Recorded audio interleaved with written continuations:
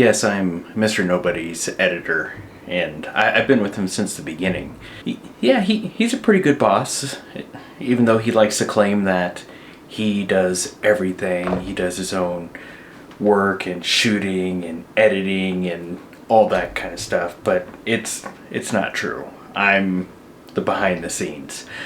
I'm the one that makes the magic happen.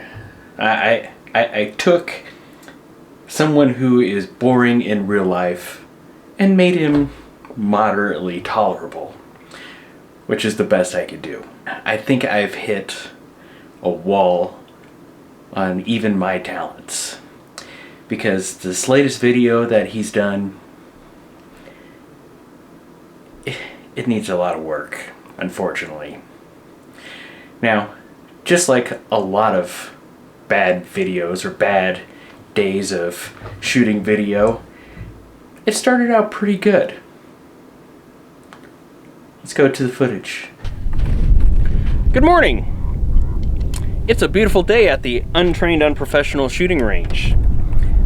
It's mostly sunny, a little bit of haze, a little bit of high clouds, winds from the south about 5 to 10 miles an hour, temperature 25 degrees, dew point, I think I'm on number 3. So for the most part, pretty nice day. Now you might be wondering what we're doing out here. Well, I've done some work on this 4 1/4 Prodigy, and before I started doing the upgrading, or doing the planned upgrades, I thought I should do a little bit of function firing just to make sure that the work I've done to date is good. Because I'd hate to go through and do some upgrades and finding out that I messed up somewhere along the way. So I'm gonna go ahead and run a couple mags through it just to check it, and we'll do that here in just a second, right after I finish loading this one. So hold on for a second. Ooh, look at that, I'm done. I didn't even need that one.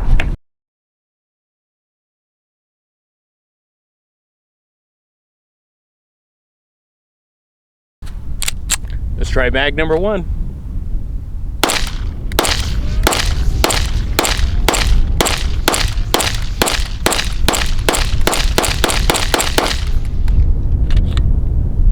Not bad.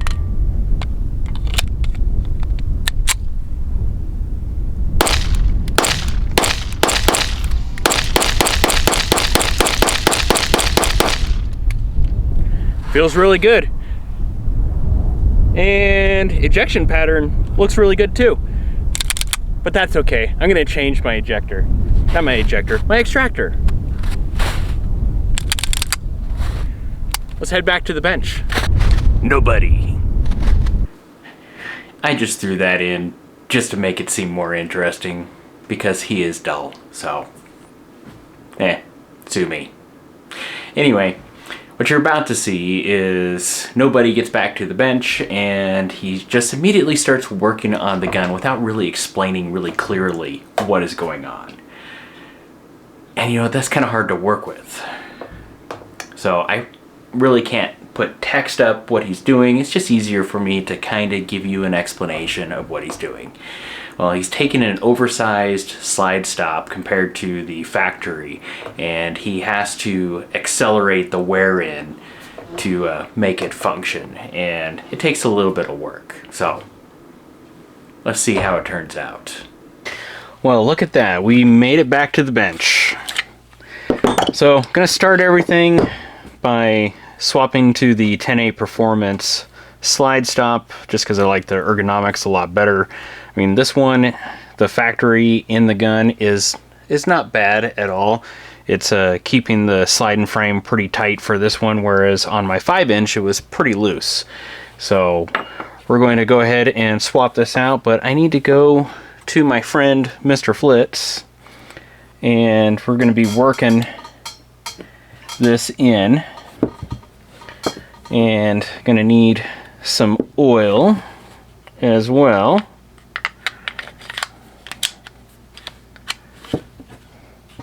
Let's drop some oil in right now. It's a 0.20, and the factory is a, well, it's 2.5 thousandths smaller. So we're just going to work this, and it likes to get a little tight in there.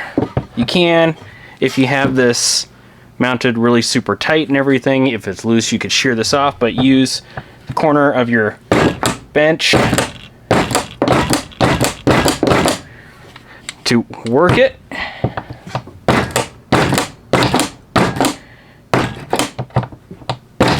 If you're worried about the finish on your Prodigy, you may want to tape certain surfaces, but personally, I think this is a working gun, and I'm not as concerned about it. But I'm just going to continue to work it until I can do this without any issues. Still pretty tight. I might have to apply more flits to it.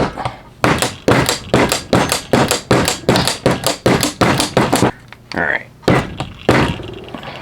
I'm going to take this out and reapply some more flits, and I will continue to do this process until everything is glorious.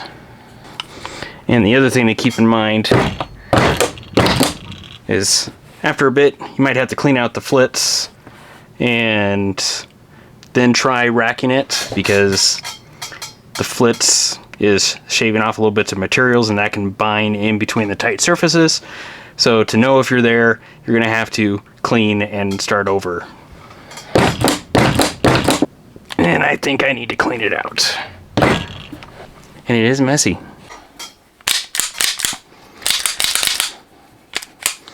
Okay, it's still a little stiff, but I can break it loose. So I just need to add some more flits and work it some more. So you just want to keep doing this until you can rack this just like normal. But it's not there yet. Alright guys, we're most of the way there. A little bit of a hang up, but for the most part it's feeling pretty good. So I'm going to stop right there on that, and I can always come back to it if I find any hang-ups. So, and I also should have said that if you don't have any flits, but if you have some JB bore paste, you could use this as well, which JB works pretty good. I actually used it for the last bit of working that, and nice thing is that it breaks down pretty well, and it's not as messy as the flits, and you can actually control where you want to put this paste. So this paste you can get at Brownells, and they sell little smaller bottles of this stuff, which is going to be cheaper than this big 2-ounce bottle. So if you need to get some, not bad thing to have on hand. So just so you have an idea of what we just did, is that by working that polishing compound here into this barrel and link, it allowed us to get a fitted part to this barrel without a bunch of expensive tools. All you had to do was just a little bit of muscle and polishing and lube, and you were there. So that is kind of what you should be seeing. No, we're not related. Why would you even ask that? I mean, we look nothing alike. Can we get back to the video? Alright guys, so next thing we're going to be doing is all the work on the slide, and we are going to be replacing the factory extractor, firing pin and spring, and firing pin stop with all new components. So a couple of things here. So I wanted to check the fit of the firing pin stop with the extractor, and it is nice and tight. As a matter of fact, the difference is about 1/2 thousandth. So I got pretty lucky on that. The other thing is wanted to show you, so this is the Wolff Extra Power firing pin spring, and just some differences between the factory is you'll notice that the factory is a lot longer. The other thing is let's look at our firing pins here. And you'll notice that there is a lot better of a finish on the new firing pin. So this is a Wilson Combat firing pin. This is the factory, which I think this is titanium, this is stainless steel. Other components, so Wilson Combat, bulletproof firing pins, EGW, heavy duty extractor. If you look at the mass on this thing versus the factory one, you'll notice that this is a lot beefier. So supposedly this is rated for, I think it said like 70,000 cycles on it, which is, it just seems like a lot. I'm not going to complain. I hope I get that much out of it. The other thing is compared to when I did the 5-inch Prodigy, on the new Extractor, I had to file and form the head of the extractor to get it to the shape to where it would clear all the brass, which, do I have one here? Yes, I do. Because it's supposed to grab like that and not touch the rest of the case. So, but it looks like I won't have to mess with this, or if I do, it's going to be very little. All I have to do is just get my tension on the new extractor. Firing pin stop.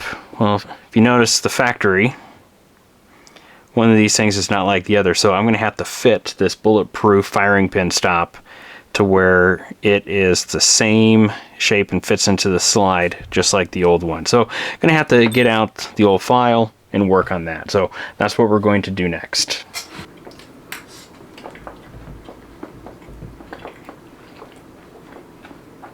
I don't interrupt you during Sloppy Joe time, do I? Okay.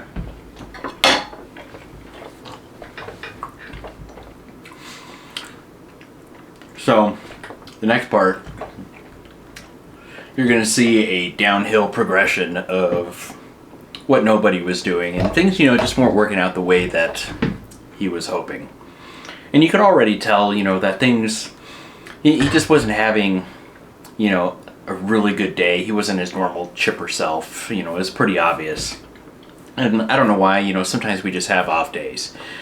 So, but it just seemed to start compounding with the issues that he started having from basically here on out. So, you'll just have to watch. Can I eat my Sloppy Joe now?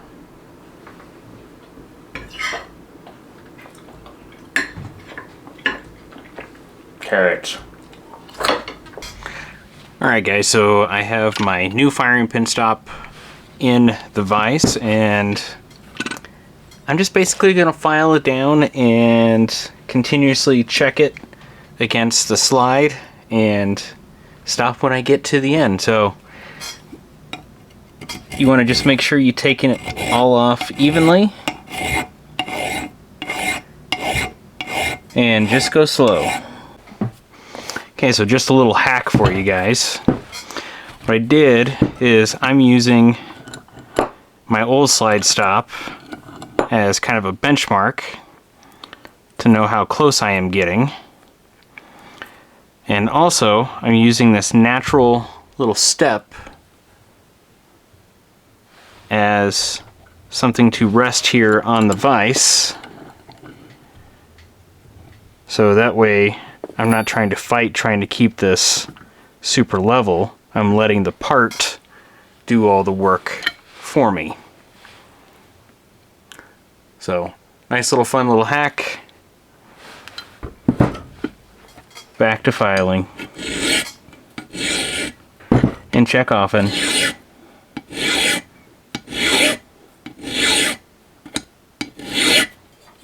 You don't need your firing pin at this point.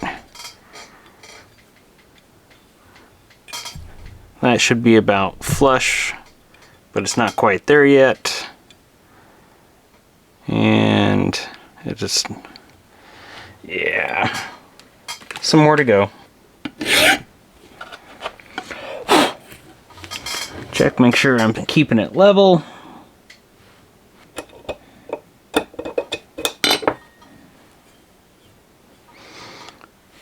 Okay, so you can see that I'm pretty close, but that firing pin doesn't want to line up just yet, so I got a little bit more to take off. And you just want to sneak up on this, guys.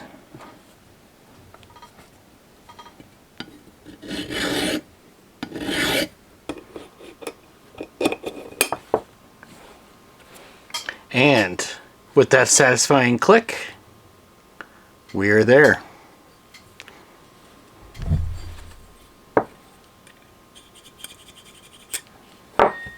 Okay.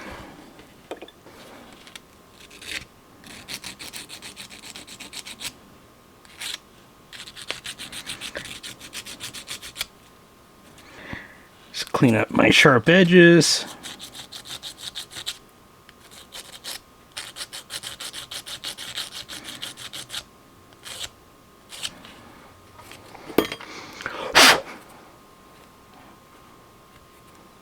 And there we are. A fitted firing pin stop. Goodbye, old one. Let's look at our new firing pin.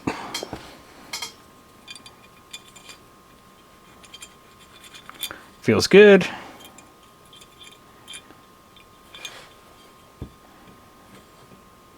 I'm experiencing some resistance. It goes through. But man, she's tight. Bigger diameter, which I know I said it was supposed to be a little more fuller, so that way it will less likely to get debris and hot gases blowing back into the firing pin channel, keeping it cleaner. But my firing pin hole might just be a tad undersized. Alright, so as I see it, I got two options. Option one is I can use the factory firing pin, which would be fine. But I'm going to try option two. I'm going to try to take down a little bit of material just by chucking it up and running some paper on it.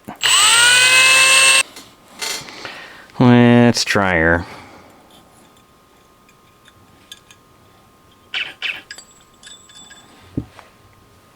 Well, that's a little better. Still feel a little bit of friction on there, but nowhere near what it was before. So we're going to do this a little bit longer.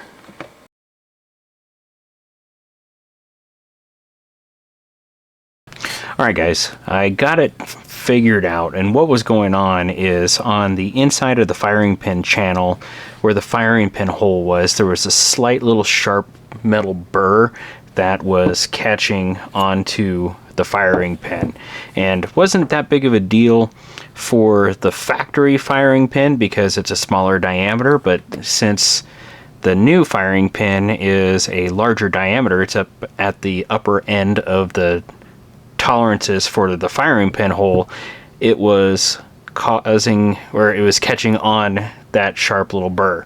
So what I had to do was a combination of using a drill bit to try to catch and just put a little chamfer and pull that out, while also trying to knock it over from the fire, or from the barrel side, to be able to knock it into a way to where I could just by hand just kind of turn it and remove that small little metal burr.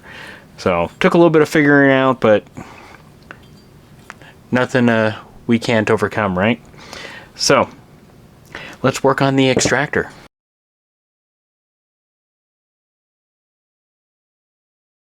Here's the factory extractor, and if you notice, it has these little chamfers, and that's to facilitate when you're inserting it into the extractor channel. It doesn't have any sharp edges for it to gouge in the cylindrical channel. Well, this extractor doesn't have any of that, so I am going to attempt to duplicate that. And I'm not sure exactly how this is going to work.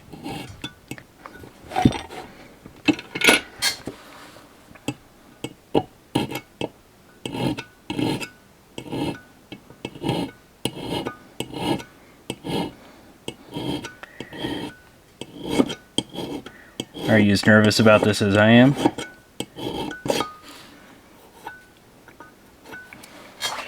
All right.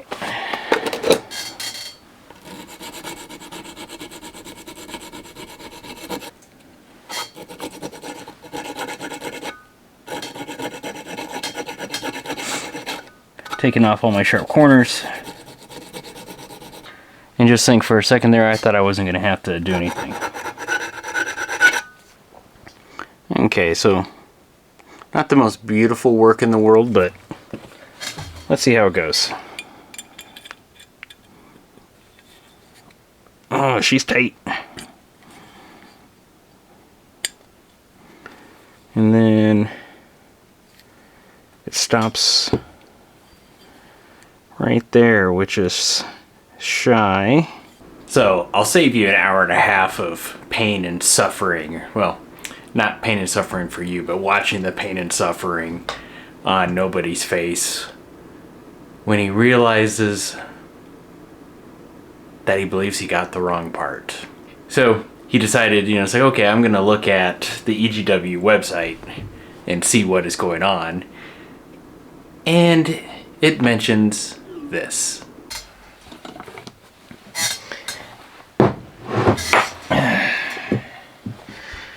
Well, guys, I've been spending a lot of time on this EGW heavy-duty extractor, and it just doesn't seem to be working. So I got on the EGW website and I pulled it up, and in the more information, do you have a Springfield Prodigy? No, I do not have a Prodigy, and this is confusing. This sear spring will work. Well, I assumed they meant Extractor, and they just didn't change it.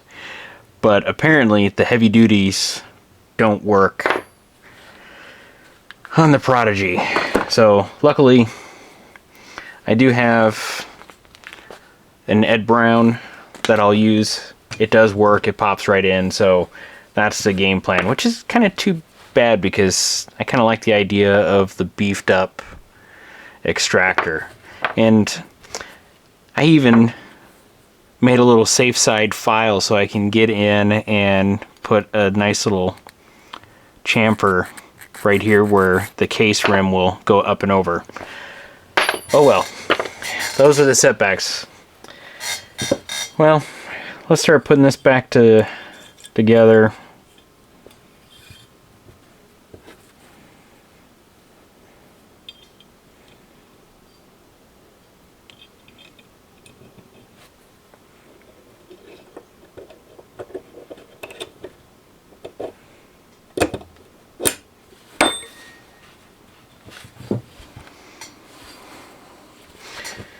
Alright, quick little tension test on empty case. Nope. No tension at all. Alright. Alright guys, so we're going to go ahead and complete the slide. I got an Atlas. It's a DLC one piece, which seems pretty snazzy. So we'll see how that works. But I'm going to put in a 12.5 pound ISMI spring that I got from EGW. Here's the... but it is actually for a 5-inch. So I will need to trim it down. And what I'm going to do is I'm going to start a little long and adjust accordingly.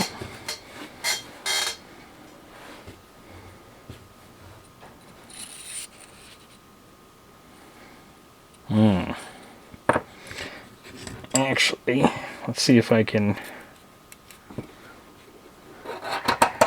This is when you shoot your eye out. Okay, so that's captured. I'm going to hold it in place here.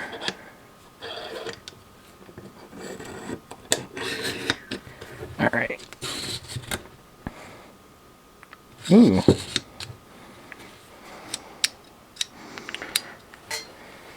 I might have done it the correct length because... nope, I need to cut probably one more coil off. Supposedly this should be able to close all the way, and it's almost closed. Super close.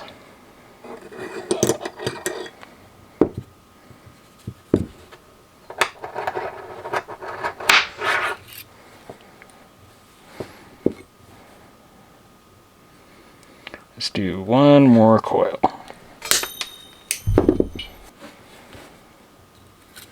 Alright, let's try this again.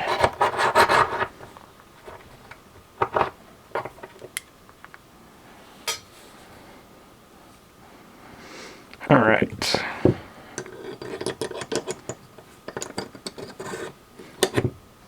Alright, so I'm getting full close. Should be no gap. So we are good there.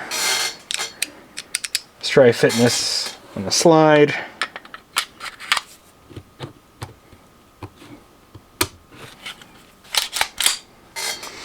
Alright, so that's the way to do it.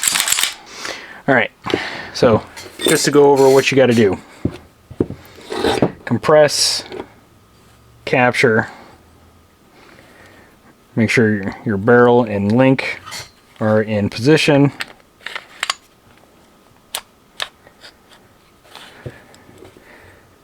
Line up your barrel link.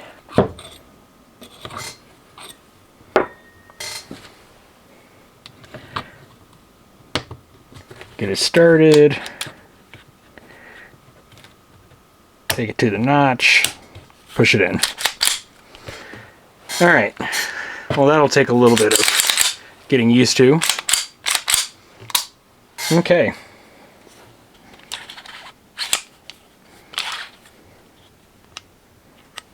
How far back do I gotta go?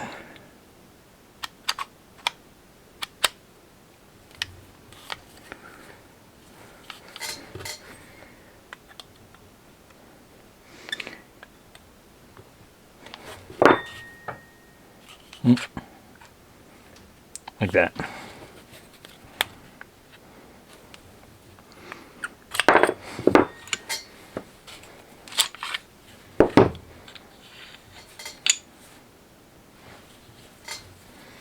Yeah, let's take the pressure off of that. Yeah, pretty rough, right? And the sad thing is, it's not even done. What I just showed was like hours of footage that I had to cut down and like cut out the moments of just weeping and just frustration, swearing, and the whole 9 yards. I gotta make him mostly tolerable. I think I did okay. So, considering what I had to work with. Now, the next video, which is a continuation of this one, I can't guarantee anything.